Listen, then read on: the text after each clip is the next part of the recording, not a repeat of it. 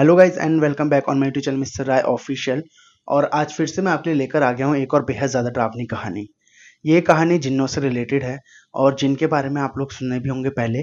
तो जिन एक बार जिसके ऊपर आ जाते हैं उसका पीछा जिंदगी भर नहीं छोड़ते, अगर छोड़ते भी हैं तो उसकी जान लेकर ही। ऐसे बहुत सारे किस्से आपने सुने होंगे, तो एक ऐसा ही किस्सा आज मैं आपके लिए लेकर आ गया हूँ जो कि एमपी में रहने वाले आरिफ के साथ घटा था। तो चलिए कहानी को शुरू करते हैं। आरिफ एमपी के एक छोटे से गांव में रहा करता था। आरिफ के घर में सिर्फ उसकी दादी और वो रहते थे, क्योंकि आज से 8 साल पहले एक रोड एक्सीडेंट में आरिफ के जो माँ बाप हैं उनकी डेथ हो गई थी। और आरिफ की उम्र 28 साल थी और काफी टाइम से उसके लिए लड़की भी ढूंढी जा रही थी, बट लड़की नहीं मिल रही। लड़की ढूंढते ढूंढते आखिरकार उसे एक लड़की मिल ही जाती है और लड़की इतनी ज्यादा खूबसूरत थी और उसकी आवाज उससे भी ज्यादा सुंदर। आरिफ बहुत ज्यादा खुश था क्योंकि अब उसकी शादी हो गई थी और आसपास के इलाके में, आसपास उसके आस पड़ोस में, गांव के इधर उधर कोई इतनी ज्यादा खूबसूरत औरत नहीं थी जितनी आरिफ की बीवी सुंदर थी। तो इस वजह से आरिफ बहुत ज्यादा खुश था। शादी की पहली रात जब आरिफ अपने कमरे में जाता है तो वो देखता है कि उसकी बीवी महक कमरे की खिड़की पर खड़ी है।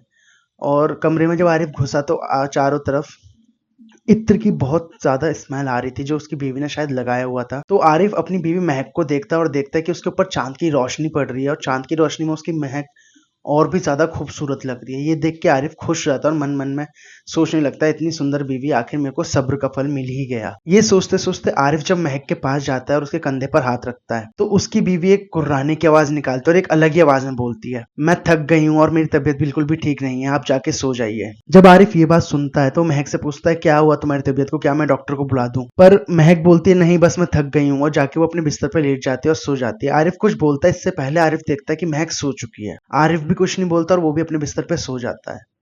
अगले दिन जब सुबह होती है और आरिफ काम के लिए तैयार होता है तो आरिफ काम पे जाने लगता है, अपनी बीवी से मिलता है, महक से, और बोलता है उसे, ठीक है मैं काम पर जा रहा हूँ और शाम को वापस आऊंगा। अपनी दादी को भी सेम बात बोल के निकल जाता है। घर से निकलने के लगभग आधे घंटे बाद आरिफ फिर से घर वापस आता है तो उसकी दादी जो बरामदे में बैठी हुई थी वो आरिफ से बोलती है, क्या हुआ आरिफ, आज कोई काम नहीं है क्या? पर आरिफ अपनी दादी की बात का कोई भी जवाब नहीं देता और सीधे अपने कमरे में महक के पास चला जाता है। और 2-3 घंटे रुकने के बाद आरिफ फिर से बाहर चला जाता है। ये सब होता है लगभग 3 से 4 दिन, सेम चीजें चलती रहती हैं। आरिफ रोज सुबह काम पे जाता, 1 घंटे बाद वापस आता, फिर 3 घंटे बाद काम पे चला जाता और शाम को वापस आता। ये चीजें देख के उसकी दादी थोड़ा सोचने लगी, क्योंकि आरिफ से वो रोज रोज पूछती थी, आरिफ कुछ काम नहीं है, वो रोज जाता है रोज वापस आ जाता है। पर आरिफ अपनी दादी को इस बात का कोई जवाब नहीं दे रहा था। पर आरिफ की लाइफ में एक अलग ही चीज चल रही थी। शादी की पहली रात जो उसके साथ हुआ, जब महक ने उससे बोला कि उसकी तबीयत ठीक नहीं है, अगली रात भी आरिफ के साथ सेम ही चीज हुई। जब महक के पास वो जाने लगा और उसे छूने की कोशिश की तो महक ने उसका हाथ हटा दिया और बोली, मैं थकी हुई है, मुझे परेशान मत करो, मुझे सोना है। सेम चीजें आरिफ के साथ रोज हो रही थी और महक उसे अपने आप को हाथ नहीं लगाने दे रही थी। ये सब चीजें चलती रही। एक दिन फिर वही हुआ। आरिफ सुबह काम के लिए उठा और काम पे जाने लगा और जाते जाते जब उसने दादी से बोला, ठीक है दादी मैं जा रहा हूँ, दादी बोलती है, ठीक है बेटा काम पे ध्यान देना, और ये कहकर आरिफ निकल जाता है। आधे घंटे बाद आरिफ फिर से घर वापस आता है और उसकी दादी बोलती है उससे कि क्या बात है आरिफ, तू रोज जाता है, रोज आधे घंटे बाद घर पे वापस आता है, कुछ हुआ है क्या, मुझे बता दे, काम वाम में कोई परेशानी? पर आरिफ कुछ नहीं बोलता, सीधे महक के पास चला जाता है। दादी बेचारी बूढ़ी थी, कुछ नहीं बोलती। पर दादी जब आंगन में बैठी हुई थी और गेहूं या कुछ साफ कर रही थी, अपना काम वो कर रही थी दादी, तो दादी क्या देखती है कि घर के बाहर से जो रोड है उनका वो दिखता था और रोड के दूसरी तरफ उन्हें आरिफ खड़ा हुआ दिखता है जो घर की तरफ ही आ रहा था। ये देख के दादी बहुत ज्यादा हैरान हो जाती है और जब आरिफ घर पे आता है तो आरिफ से दादी बोलती है, अभी तो तू आया था, फिर बाहर कब चला गया और वापस बाहर से कैसे अंदर आ रहा है? ये सुन के आरिफ बहुत ज्यादा चौंक जाता है, बोलता है, दादी मैं तो अभी अभी घर आया हूँ, आज मेरा बटुआ घर पे रह गया, उसे लेने में घर पे वापस आया हूँ। तो दादी उसे बताती है कि अभी आधे घंटे पहले ही तू वापस आया था, अंदर तू गया है, मेरे सामने बाहर तो निकला नहीं है। ये सुन के आरिफ थोड़ा चौंक जाता है और सीधे भाग के अपने कमरे की तरफ जाता है। और जब वो अपने कमरे का दरवाजा खोलता है तो वो और उसकी दादी क्या देखते हैं कि महक के पास आरिफ जैसा दिखने वाला हम शक्ल आदमी जो महक के साथ खड़ा था और उसको चुपके हुए था, मतलब हक करके बैठा हुआ था या खड़ा हुआ था, जो भी है। अब ये देख के आरिफ की आंखें एकदम से बड़ी हो जाती हैं और जैसे ही वो अंदर जो शख्स था जो आरिफ की शक्ल बना के आया था या आरिफ की हम शक्ल था, वो आरिफ और उसकी दादी को देखता है तो एक बहुत ज्यादा घुर्राहट की आवाज देता है और उसकी जो बीवी है महक, उसके अंदर घुस जाता है। और जब वो उसके अंदर प्रवेश करता है, जो आरिफ की हमशक्ल आदमी था, जब महक के अंदर प्रवेश कर जाता है तो महक एकदम से बहुत ज्यादा अजीब हरकत करने लगती है, अजीब अजीब बातें बोलने लगती है, अजीब अजीब लैंग्वेज में बात करने लगती है, जो आरिफ ने और उसकी दादी ने आज से पहले कभी नहीं सुनी थी। ये सब होते देखकर आरिफ की बीवी जो महक है एकदम से बोलती है, ये सिर्फ मेरी है, इसे मेरे अलावा कोई नहीं छू सकता, मैं इसे बहुत प्यार करता हूँ। ये सुन के आरिफ और उसकी दादी बहुत ज्यादा परेशान हो जाती हैं और उसके कमरे का गेट लगा के महक को अंदर ही बंद कर देती हैं। ये सब देख के अब आरिफ को भी समझ आने लगता है कि क्यों उसकी बीवी महक उसे हाथ नहीं लगाने देती थी, और आरिफ की दादी भी समझ जाती हैं कि आरिफ जाता तो काम पे था पर जो वापस आता था वो आरिफ नहीं होता था। अब ये दोनों काफी ज्यादा परेशान हो जाते हैं इस दिक्कत को लेके, क्योंकि आरिफ की जो बीवी महक है वो किसी को भी अंदर कमरे में नहीं आने देती थी और सिर्फ अजीब अजीब आवाजें निकाल रही थी। उसकी आंखें भी एकदम लाल रहती थी, जैसे 24 घंटे गुस्से में हो या उसकी आंखों में अंगार उतर आया हो, इस तरह से वो गुस्से में रहती थी। काफी टाइम तक, लगभग 2 से 3 दिन उनके साथ यही हुआ और आरिफ ने भी आस पड़ोस में जाके बातचीत की कि इसका क्या हल हो सकता है। वो मस्जिद भी गया मौलवी से पूछने के लिए। तब मौलवी जी ने उसे एक पीर का एड्रेस दिया, एक पीर के बारे में बताया, और आरिफ और उसकी दादी उस पीर के पास जाते हैं। जब पीर के पास जाते हैं वो लोग, आरिफ और उसकी दादी पीर के पास जाते हैं और पीर को सारी बातें बताते हैं। वो सुनता है और आरिफ को बोलता है कि क्या तुम मुझे बता सकते हो कि ये सब कब से हो रहा है।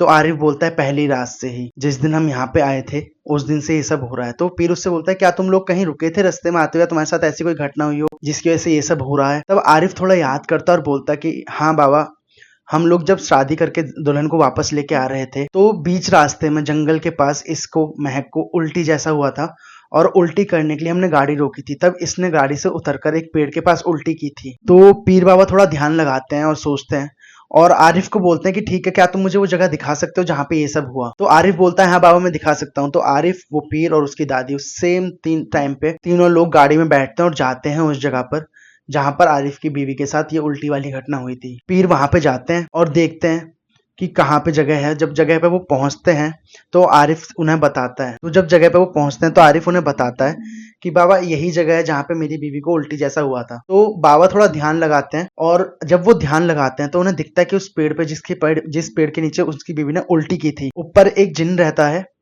जिसे उसकी बीवी बहुत ज्यादा पसंद आ गई है, क्योंकि जिन्नों को नई औरतें, शादीशुदा औरतें बहुत ज्यादा पसंद होती हैं और उनका पीछा वो करने लगते हैं। और साथ साथ जो आरिफ की बीवी महक है, उसने उस टाइम पे इत्र भी इतना ज्यादा लगाया हुआ था कि जिन उसकी खुशबू से अट्रैक्ट हो गया और उसके पीछे आ गया। अब ये सब होता है, बाबा के ध्यान में आते हैं ये सब चीजें, बाबा को समझ आ जाती है क्या हुआ। बाबा आरिफ से बोलते हैं मैं समझ चुका हूँ ये सब क्या हो रहा है, अब हमें एक पूजा या क्रिया करनी होगी। तो आरिफ बोलता है ठीक है बाबा मैं तैयार हूँ, बस आप मुझे बताइए क्या करना होगा। तो बाबा बोलते हैं कि आज शाम को 12 बजे तुझे अपनी बीवी को लेकर शमशान आना होगा, और ये जिन का मामला है तो मैं अकेला कुछ नहीं कर सकता, मुझे और भी प्रेतों का सहारा लेना होगा। तो आरिफ बोलता है बाबा बस तुम मेरी बीवी महक को ठीक कर दो, आपको जितना पैसा चाहिए होगा मैं आपको दूंगा, जो भी इसकी कीमत होगी मैं चुकाऊंगा। तो पीर बोलते हैं कि कीमत तो बेटा चुकानी पड़ेगी, क्योंकि मेरे अकेले बस की बात नहीं है, उन भूतों को भी मुझे बुलाना पड़ेगा, मेरे को इससे ज्यादा शैतान ताकतों को लेके आना पड़ेगा और उनकी भी डिमांडें होंगी जो पूरी करनी होती हैं। तो आरिफ मान जाता है बातों को और बाबा भी मान जाते हैं और दादी भी तैयार हो जाती हैं, और वो अपनी बीवी को, महक को, रात को 12 बजे शमशान लेके पहुंच जाता है। जब वो शमशान लेके अपनी बीवी को पहुंचता है, जब वो शमशान लेके महक को पहुंचता है तो बाबा एक सर्कल खींचते हैं, गोला खींचते हैं शमशान के बीचों बीच और बोलते हैं कि अपनी बीवी को यहाँ बिठा दो। पर जैसे ही महक शमशान देखते और उस तांत्रिक को वहां बैठा हुआ देखती है तो वो उन दोनों से अपना हाथ छुड़ा के इधर से उधर भागने लगती है पूरे शमशान में और बहुत अजीब अजीब आवाजें निकाल रही होती है। ये देख के वो पीर बोलते हैं कि जब तक वो इस गोले के अंदर नहीं आ जाएगी तब तक हम कुछ नहीं कर सकते, ना मैं कुछ कर सकता, मेरी ताकतें कुछ कर सकती, हमें इस गोले के अंदर लेके ही आना होगा वरना ये जिन इसे लेकर चला जाएगा। आरिफ और उसकी दादी बहुत ज्यादा ट्राई करते हैं बट महक उनके काबू में नहीं आती। तब जो पीर है और जो तांत्रिक है वो अपनी एक क्रिया करता है शुरू, और क्रिया जब वो शुरू करता है तो वो हुक्म देता है अपनी आत्माओं को कि उस औरत को लेके, उस महक को लेके इस गोले के अंदर बिठा दे, जिससे वो अपनी क्रिया शुरू कर सके, जिससे उस जिन को निकाल सके वो बाहर। ऐसा ही होता है, जो तांत्रिक की आत्माएं होती हैं जो उसने भेजी होती हैं वो महक को पकड़ लेती हैं और उस गोले के अंदर लाके बिठा देती हैं। अब तांत्रिक अपनी क्रियाएं शुरू करता है, क्योंकि तांत्रिक बंगाली था तो बंगाली क्रियाएं वो शुरू करता है, इसमें नींबू मिर्च वो सब काटना कूटना उनका चलता है कुछ। और ये सब शुरू करने के बाद जो महक है बहुत ज्यादा चीखने लगती है, घुराने लगती है और बोलती है, महक बोलती है कि पीर मैं तुझे जान से मार दूंगी, तुझे जिंदा जमीन के अंदर गाड़ दूंगी, मुझे छोड़ दे, ये सिर्फ मेरी है, मैं इसे किसी का नहीं होने दूंगा।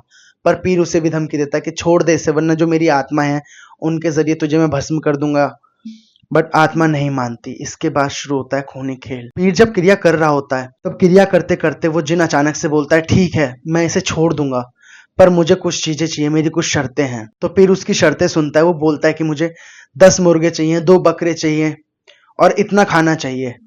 पीर जब ये बात सुनता है तो आरिफ से बोलता है और आरिफ उन चीजों के लिए तैयार हो जाता है। आरिफ जिनको वो सब चीजें ला के देता है और जब जिनके पास वो सारी चीजें आ जाती हैं और वो गोले के अंदर जैसे ही चीजों को रखता है तो सारी चीजें, जैसे 10 बकरे, 10 मुर्गियां थी, बकरे थे, उन सब के अंदर से एकदम जैसे खून गायब हो गया, वो एकदम सूख जाते हैं, पापड़ की तरह सूख जाते हैं, जैसे कोई गुब्बारा हो और फट गया हो और गुब्बारे की सिर्फ खाल खाल रह जाती है। उस टाइप से वो चीजें वहां बची थी। चारों तरफ खून ही खून था। इतना होता है और पीर जो है जिन को हुक्म देता है कि अब तेरी मांगे पूरी हो चुकी है, इस लड़की को छोड़ दे। जिन भी अपनी बात पे रहता है और लड़की को छोड़ के वहां से निकल जाता है। जैसे ही जिन उससे निकलता है लड़की से, तो लड़की बेहोश जाती है और महक बेहोश होने के बाद गोले से बाहर आ जाती है। पर जिन जो है अभी भी गोले के अंदर ही था और पीर बड़ी ही चालाकी से जिन को एक शीशी के अंदर बंद कर लेता है और आरिफ से बोलता है कि अब तुम्हारी बीवी आजाद है और ये जिन तुम्हारी बीवी को कभी परेशान नहीं करेगा। इस जिन को मैंने इस बोतल के अंदर कैद कर लिया और मैं कहीं दूर जाके इसे गाड़ दूंगा। अब तुम बेफिक्र होकर अपनी बीवी के साथ घर जा सकते हो। ये सब होने के बाद आरिफ, उसकी बीवी और दादी तीनों घर आ जाते हैं। अगले दिन आरिफ जब महक के पास जाता है और उससे पूछता है उसके बारे में, तबीयत के बारे में, तब महक को कुछ भी याद नहीं होता कि शादी से आज तक उसके साथ क्या हुआ। और ये सब होने के बाद धीरे धीरे उनकी लाइफ जो है नॉर्मल हो जाती है। तो अगर आपको स्टोरी पसंद आई हो तो आप प्लीज स्टोरी को लाइक जरूर करें, कमेंट करके बताएं स्टोरी के बारे में और सब्सक्राइब करके बेल आइकन दबाएं ताकि नेक्स्ट वीडियो आप मिस ना कर पाएं। Thank you so much. Good night. Bye.